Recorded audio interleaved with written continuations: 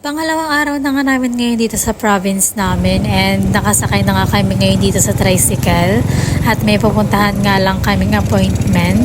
It's already 10:30 a.m. and finally nga after 6 years na hindi nga namin naranasan mag-tricycle, mararanasan na nga ulit namin.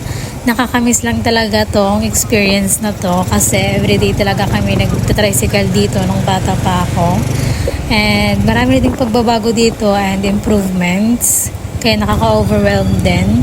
Malapit nga lang din yung bahay namin dito and dito na nga talaga ako lumaki sa city na to hanggang 15 years old.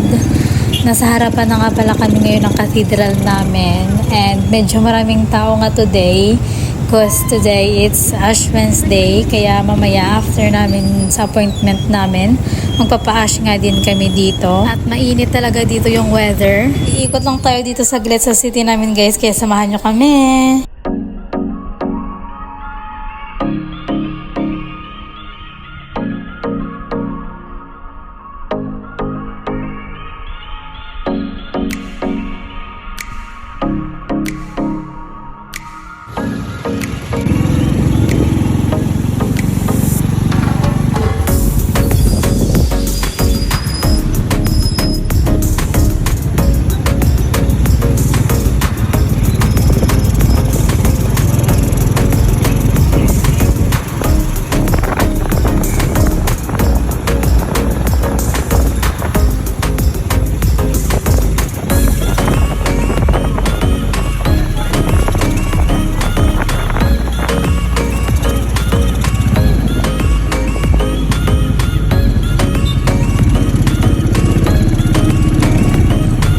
After nga namin sa mga appointments namin, dumiretso na nga din kami kagad dito sa Starbucks and kasama ko nga yung mga pinsan ko.